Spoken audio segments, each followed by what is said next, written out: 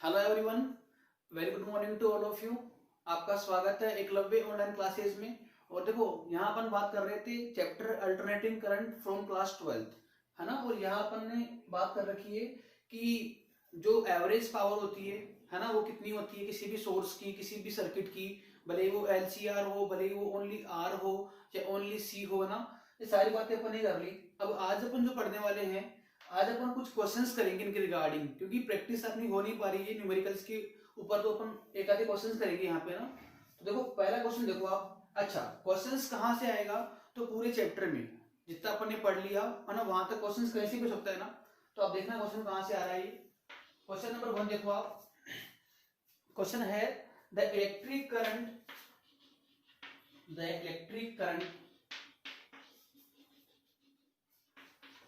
in a circuit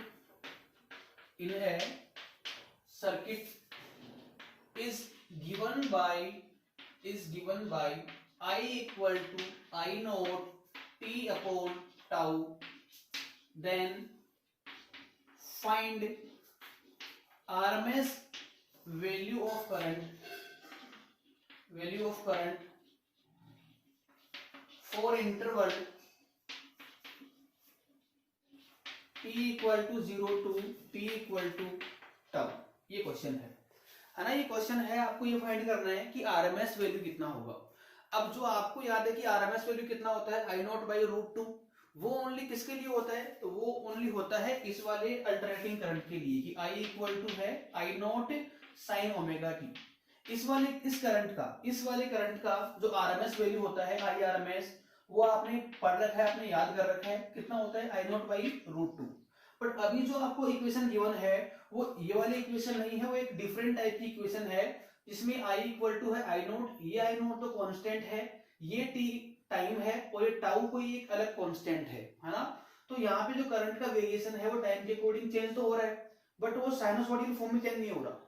वो sinusoidal form में change नहीं हो रहा, तो वहां पर एवरेज निकालने के लिए आप ये वाला फॉर्मूला काम में नहीं ले सकते। उसके लिए जो बेसिक होगा वही यहाँ पर दोबारा से काम में आएगा ना। तो ये आप एक बार नोट करिए इसको, क्वेश्चन को, और अपने एंड से इसको ट्राई करिए आप, है ना। एक बार ट्राई करिए आप।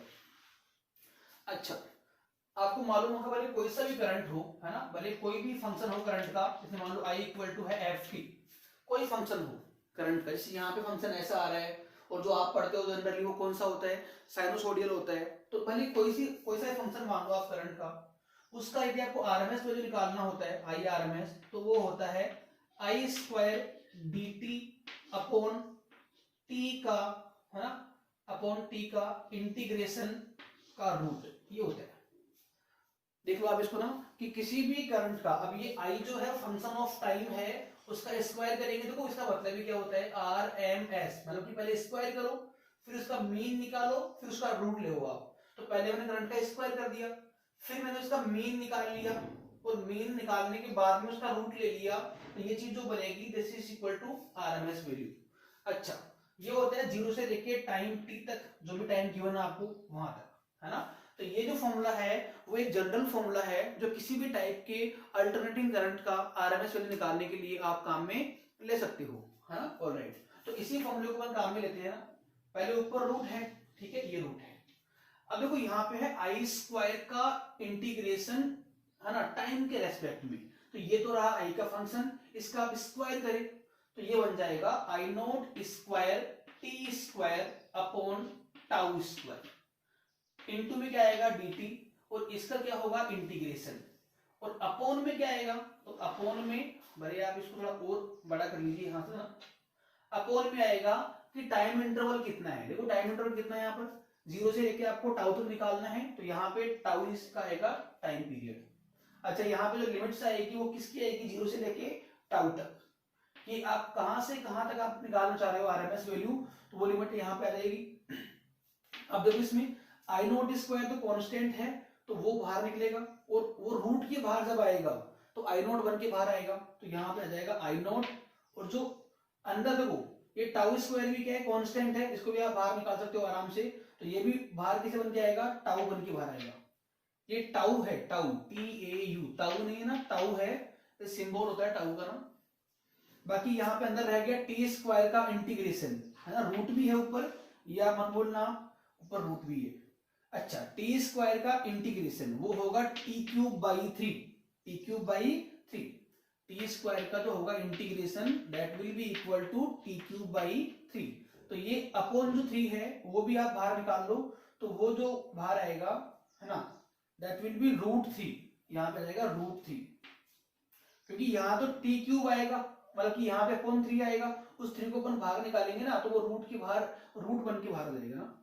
बाकी इसकी लिमिट लगाए अपन तो लिमिट इसकी आएगी जीरो से लेके टाउ तक, और अपॉन में क्या चल रहा है अपने पास में टाउ चल रहा है, तो this is equal to I naught upon root three tau, ये तो बाहर बन जाएगा।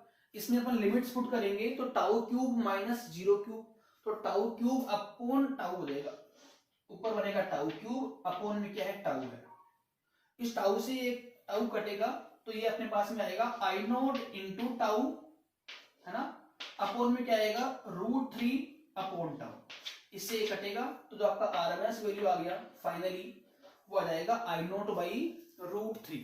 तो इस वाले अल्टरनेटिव करंट का, इस वाले एक्सप्रेशन का जो आरएमएस वैल्यू है वो बेटा इतना होगा है ना, इसको नोट कर ले आप, ये काफी इंपॉर्टेंट कॉन्सेप्ट था। ठीक है, ये देखिए आप, तो किसी भी सर्टेन करंट का कोई भी एक जनरल इक्वेशन दे रखा होगा आपको है ना, कैसा भी करंट दे रखा होगा आपको, उस करंट का यदि आपको आरएमएस वैल्यू निकालना होता है तो उसके लिए आप ये वाला फॉर्मूला याद कर ले हमेशा के लिए है ना। यहाँ पे कब से कब तक आपको निकालना है, टाइम इंटरवल कितना है वो आपको क्वेश्चन में दिया हुआ आएगा, तो लिमिट्स में अपने यहाँ लगा देंगे।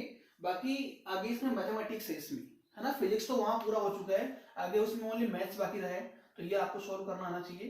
तो इस करंट का आरएमएस वैल्यू जो है वो कितना आ गया I naught by root three, ना कि I naught by root two. I naught by root two तो एक फिक्स करंट का होता है, एंड वो कौन सा होता है साइनोसोडियल करंट है ना, बट ये है इस वाली करंट का आरएमएस वैल्यू, ये आप नोट कर ले। फिर इसके बाद में अपन जो नेक्स्ट क्वेश्चन है वो कर रहे हैं ट्राई ना, क्योंकि प्रैक्टिस आपकी नहीं हो पा रही थी बहुत दिनों से, अपन थ्योरी पार्ट पढ़े जा रहा था, तो थ्योरी को मैं एक बार इस वीडियो में रोक दिया है, और जो प्रैक्टिस कर रहे हैं अपन क्वेश्चंस की है ना, तो ये इंपॉर्टेंट भी था अपने लिए करना। तो नेक्स्ट क्वेश्चन देखो,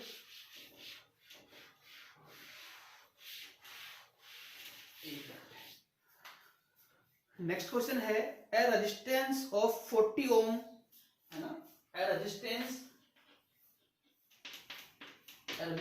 of 40 ohm is connected to an AC source of 220 volt and 50 hertz. Okay, all right, then find first आपको फाइंड करना है इसमें आरएमएस वैल्यू ऑफ करंट, ये आपको फाइंड करना है पहले। सेकंड पार्ट इसमें है, तो यार ये बोर्ड यहां से काफी लूज हो रखा है, RMS value of current. Second part है द मैक्सिमम इंस्टेंटेनियस करंट, हाँ पीक करंट, ये भी निकाल लीजिए पीक करंट। एंड लास्ट में है, ये लास्ट वाला पार्ट है ना, that is very important. Last में आपसे पूछा इसने कि time taken by current to change from peak to zero. ये तीन पार्ट में इस क्वेश्चन को हम करेंगे, और ये काफी इंपॉर्टेंट और आसान क्वेश्चन है, काफी इंपॉर्टेंट भी है क्योंकि ये बेसिक है, इसका इस चैप्टर का बेसिक इसमें काम में आएगा। अच्छा देखो यहाँ पे अल्टरनेटिंग सोर्स है, अभी ये सोर्स का नेचर कैसा है, कौन सा सोर्स है, कि ये आपको गिवन नहीं है इक्वेशन उसका, बट यदि इक्वेशन गिवन नहीं होता है तो अपन कौन सा मानेंगे सोर्स, अपन ये आप मानने की सोर्स होगा आपका E equal to E naught sine omega T, because आपके सिलेबस में मेनली यही जो अल्टरनेटिंग करंट है, यही जो करंट है अपन पढ़ते हैं लगातार ना, तो E equal to E naught sine omega T.